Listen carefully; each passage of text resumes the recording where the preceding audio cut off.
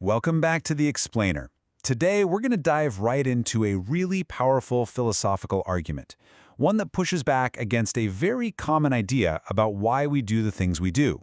And it all boils down to one simple but massive question. So, let me ask you, are your choices really, truly your own? Are you the author of your own life story? Or are you maybe just a product of your environment, shaped by all these forces that are pretty much out of your control?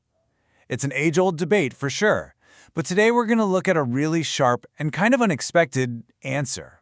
Okay, so you've got these two big ideas clashing here. On one side, you have the idea of free will, right? It feels intuitive. We are in charge. But then, on the other side, you've got this scientific challenger, behaviorism.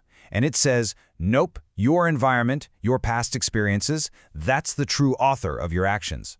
We're going to really zero in on a powerful critique of that second idea.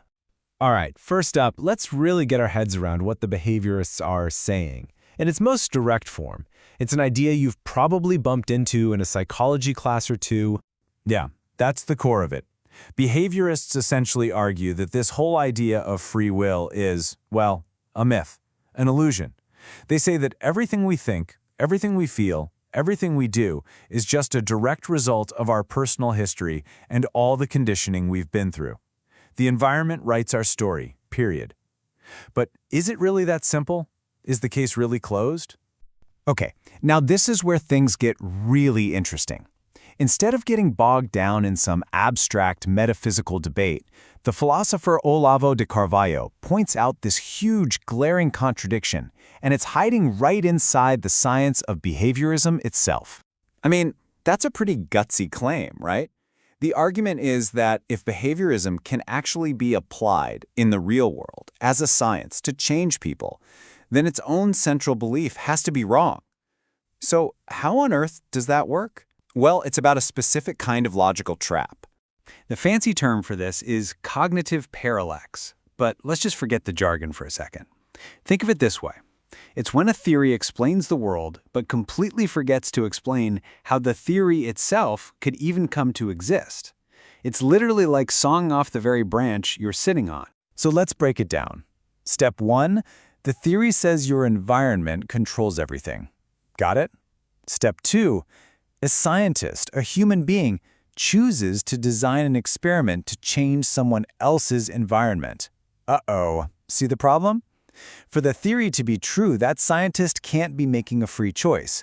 But for their experiment to count as science, they absolutely must be free to choose their methods and act on the world. So the very act of doing the science, it proves their own theory is wrong. That is the paradox in a nutshell.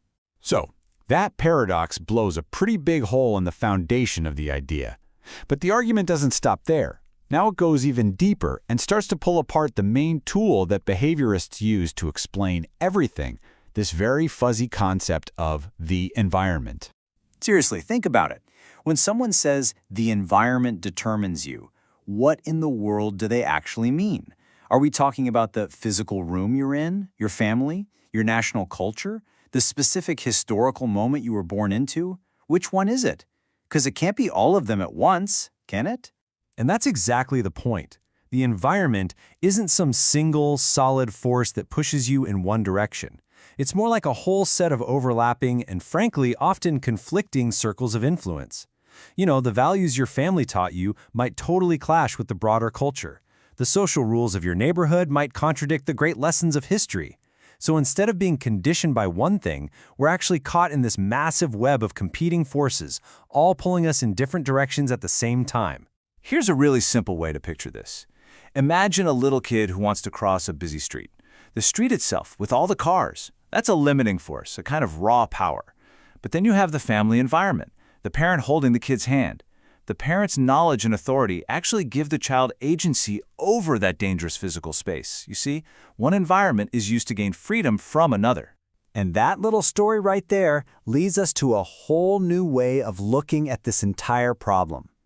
We can move beyond the old, tired free will versus determinism debate and start talking about a more dynamic relationship between two other concepts, power and authority. This whole framework hinges on a really crucial distinction. On one hand, you've got power.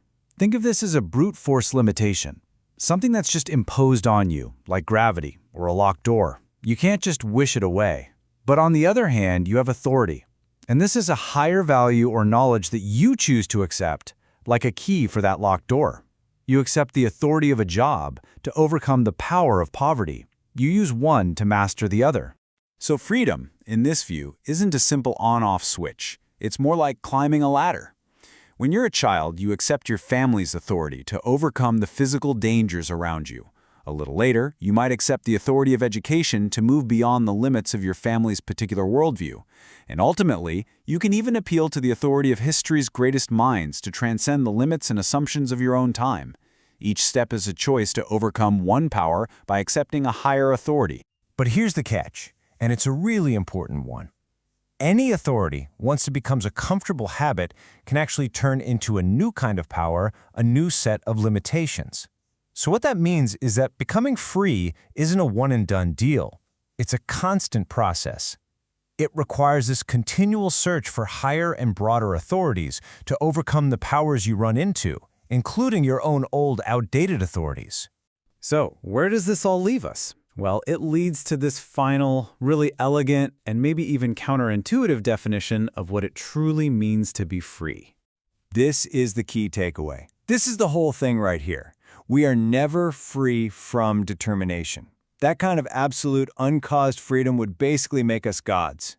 Instead, our human freedom lies in our capacity to choose which determinations we're going to live by. Look, as finite human beings, we're always living inside this web of influences. So the question isn't if we'll be influenced, but by whom or by what. Are we going to be determined by just the most immediate, limiting powers right in front of us?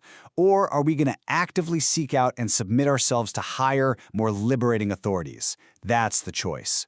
And the ultimate expression of this freedom? It's the choice to place yourself in dialogue not just with the noise and opinions of today, but with the greatest thinkers of all time. By choosing that universal reference point, Plato, Aristotle, the sages, you gain the highest possible vantage point. You free yourself from the narrow assumptions and obsessions of your own time and place. So this reframing leaves all of us with a really personal challenge. If our freedom is defined by the authorities we choose to follow, it forces us to ask, what powers are limiting me right now, and what higher authorities am I choosing to guide my way out? What or who is your authority?